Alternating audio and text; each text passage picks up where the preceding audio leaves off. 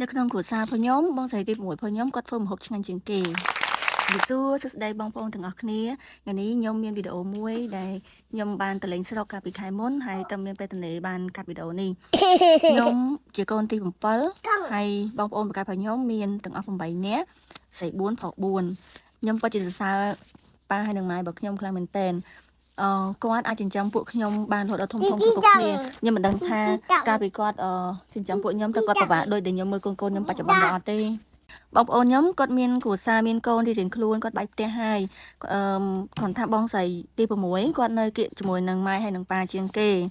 អាចចៅធំអស់ហើយពួកគេខ្លះរៀនវិទ្យាល័យហើយអ្នកខ្លះទៀតគេរៀនដល់មហាវិទ្យាល័យហើយអ្នកខ្លះក៏មានគ្រួសាររៀបការនៅភ្នំពេញដែរអញ្ចឹងធ្វើឲ្យផ្ទះលោកយាយគឺកាន់តែស្ងាត់មួយកម្រិតទៀតចំណែកឯខ្ញុំនៅភ្នំពេញឆ្ងាយជាងគេយូរបានទៅលេងម្ដងក្នុងចិត្តចង់ទៅលេងម៉ែឲ្យបានរាល់សប្តាហ៍ណាព្រោះនឹកម៉ែណាពេលដែលមានកូនខ្លួនឯងទៀតកាន់តែនឹកម៉ែតែម្ដងហើយចង់ទៅលេងម៉ែឲ្យបានរាល់សប្តាហ៍ចង់យកនំចំណីផ្ញើគាត់ដែរព្រោះពេលដែលកូនទៅលេងម្ដងមកវិញម៉ែមាននំចំណីផ្ញើកូនរហូតចំណែកកូនខ្ញុំពេលបានទៅលេងផ្ទះលោកយាយគាត់រៀងប្លែកភ្នែកប្លែកអារម្មណ៍ព្រោះអីដីធំដីទូលាយមានរុក្ខជាតិពណ៌បៃតងមានពណ៌ចម្រុះមានសត្វគោសត្វទាសត្វជ្រូកមានឆ្កែឆ្មាឲ្យគាត់បលែងលេងហើយដីធំទូលាយធ្វើឲ្យគាត់មានអារម្មណ៍ថាសប្បាយរីករាយជាងគាត់នៅភ្នំពេញក្មេងពេលគាត់បានលេងជុំគ្នាទៅគាត់សប្បាយធ្វើឲ្យកាត់បន្ថយការមើលទូរស័ព្ទឲ្យបង្កើនប្រាជ្ញានិងបង្កើតទំនាក់ទំនងល្អរបស់ពួកគាត់ដល់ពីក្មេងរហូតដល់ពួកគាត់ធំផងដែរអញ្ចឹងហើយទើបខ្ញុំចូលចិត្តនាំពួកគាត់ទៅស្រុកកំណើតដើម្បីបានលេងជាមួយនឹងបងរបស់ពួកគាត់ឬបងប្អូនពួកគាត់ដែលនៅស្រុកកំណើតនឹងឯងដោយសារនៅភ្នំពេញយើងមានមិត្តភ័ក្តិដែរប៉ុន្តែមានតែមិត្តភ័ក្តិនៅសាលាទេមួយនឹងបញ្ចូលសម្លេងបានល្អជាវីដេអូទី1ជាការដែលរៀនបញ្ចូលសម្លេងហើយអត់អាចរកកន្លែងស្ងប់ស្ងាត់ដើម្បីបញ្ចូលសម្លេងបានទេប៉ុន្តែឥឡូវយើងងាកមកមើលធម្មជាតិរបស់យើងវិញគឺមានអារម្មណ៍ថាត្រជាក់ភ្នែកខ្លាំងមែនតើដោយសារពេលដែលខ្ញុំទៅហ្នឹងមុនខ្ញុំទៅមួយថ្ងៃហ្នឹងគឺមានភ្លៀងពី2ថ្ងៃជាប់គ្នាដែរធ្វើឲ្យរុក្ខជាតិនៅក្នុងភូមិហ្នឹងគឺបានលាស់មកពណ៌ឡើងខៀវស្ងាត់តែម្ដងត្រជាក់ភ្នែកខ្លាំងណាស់បងស្រីខ្ញុំវិញគ្រាន់តែឮថាប្អូនចង់ទៅលេងផ្ទះបងស្រីបានត្រៀមធ្វើម្ហូបអាហារគាត់បានធ្វើនំបញ្ចុកទឹកការីគាត់ធ្វើខ្លួនឯងទឹកនំបញ្ចុកគាត់ឆ្ងាញ់ខ្លាំងមែនតើបងប្អូនទាំងអស់គ្នាខ្ញុំហ៊ាននិយាយហ៊ានសរសើរគាត់ដោយសារមានតែគាត់ទេមកគ្រួសារគឺគាត់ធ្វើម្ហូបឆ្ងាញ់ជាងគេគ្រប់មុខតែម្ដងបើខ្ញុំវិញម្ហូបអីក៏អត់ចេះធ្វើដែរធ្វើក៏មិនឆ្ងាញ់ដែរចេះតែញ៉ាំការីនំបញ្ចុកចែមើលឃើញពេលណាឃ្លានពេលនឹងចែហើយឃ្លានទៀតហើយឥឡូវនេះស្រក់ទឹកមាត់ដែរមើលទឹកមុខអ៊ំសប្បាយចិត្តដែរបានជួបក្មួយតែក្មួយវិញមើលទឹកមុខដូចផ្អើលកុំតែបានការីនំបញ្ចុកឆ្ងាញ់អ៊ំអើយកុំអីអូនមិនចោលក្បែរអ៊ំឯងទេអូនលួងអ៊ំញ៉ាំនំបញ្ចុកណាអ៊ំ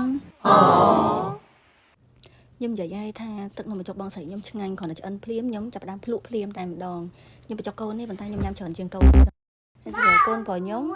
គាត់ពេលដែលគាត់កាន់តែធំអញ្ចឹងពេលយើងនាំទៅលេងជាមួយបងប្អូននៅខេត្តគាត់កាន់តែចុះសម្រងបងកាលពីតូចវិញគឺអត់ទេនាំទៅស្រុកគឺគាត់យំគាត់ស្រែកគាត់ចង់គេខ្ញុំមិនសិនជាហើយពិបាកខ្លាំងមែនតើដោយសារតែមានតែផ្ទះបងស្រីខ្ញុំមួយមានម៉ាស៊ីនជាហើយកូនគាត់ក៏ត្រូវការគេដែរអញ្ចឹងអូវាយគ្នាដេកម៉ាស៊ីនជាតែឥឡូវកូនខ្ញុំធំហើយលេងវាយគ្នាមួយអាបងហើយពេលទៅអាចគេងនៅបន្ទប់ខាងក្រៅគេងប្រើកង្ហារធម្មតាបានហើយម្យ៉ាងយើងចំមួយមេត្រជាផងអញ្ចឹងអត់សូវស្អុះទេចង់ឈរមើលបន្តិចចង់ទៅប៉ះពាល់ផ្ទាល់បន្តិចមិនហិចដូចសម្រាប់ចិត្តស៊ឺច្បាស់សោះកូនខ្ញុំនេះបានឃើញរបស់ពិតធ្លាប់រដងគាត់ឃើញតែនៅក្នុងសៀវភៅគាត់យកដៃទៅប៉ះចង្អុលប្រាប់ថាមាន់ទាកងានគោក្របីជ្រូកឆ្កែអញ្ចឹងទៅដល់ឥឡូវនេះមកឃើញរបៀបរៀលអញ្ចឹងទៅយ៉ាងចិត្តចង់ទៅលេងប៉ុន្តែអារម្មណ៍វានៅខ្លាចអញ្ចឹងណាខ្លាចជាពិសេសខ្លាចកងានព្រោះកងានធ្វើកងាកងក់ដូចខ្លាចកងានហួរហើយខ្ញុំក៏បារម្ភដែរបើមិនជាគាត់ដើរចូលទៅក៏ខ្លាចកងានហ្នឹងចាប់គាត់ដែរហួរគាត់ដែរព្រោះអីសត្វកងានអត់បានទេអញ្ចឹងកុំលេងប្រយ័ត្នពេលគាត់មកដល់ផ្ទះភ្លាមគាត់ដើរមើលនៅក្នុងភូមិយាយដើរមើលភូមិអ៊ំដើរជុំវិញភូមិហ្នឹងគាត់មកគាត់អត់ទាន់សប្បាយទេប៉ុន្តែដល់ល្ងាចញ៉ាំនំបញ្ចុកហើយហ្នឹងគាត់ចាប់ផ្ដើមលក្ខណៈបញ្ចេញអាភាពរីករាយរបស់គាត់ហ្នឹងជាមួយអ៊ំជាមួយបងប្អូនរបស់គាត់ហ្នឹងគាត់ពេញចិត្តគាត់សប្បាយចិត្តខ្លាំងមែនទែនគាត់មកភាសានេះគឺប្លែកដាច់ពីគាត់នៅពីក្មេង